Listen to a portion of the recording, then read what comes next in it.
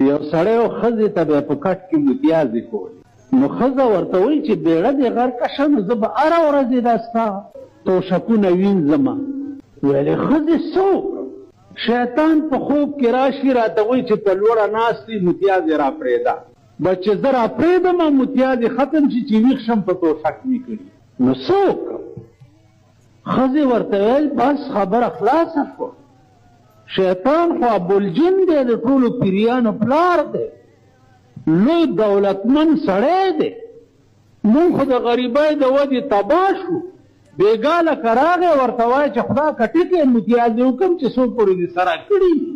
د شپې چې په خوب کې ورته شیطان راغی چې هلکه په کټ کې په لوړه ناست دی او را پرېږده متیازې. دې ویل خدای راستي که ټکې وکړم. ویل ولې؟ ویل ما له سراک غریب یم. ویل راځه.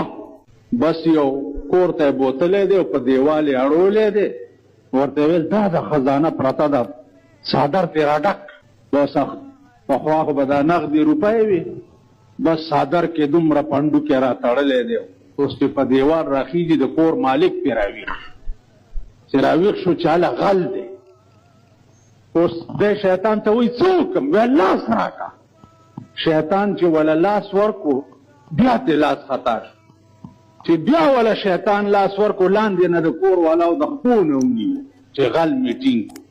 شیطان ورته ویل هلکه په بل څه نه خلاصېږي. شیطان پاس راخپو او کور والا لاندې راخپو. ویل په بل څه نه خلاصېږي، غول پې وکړه. چې ډر شو ښځې ورته ویل پاسه کور دی وران شه، نور کله به دې متیازې کولې، نن دې پې غول هم وکړه.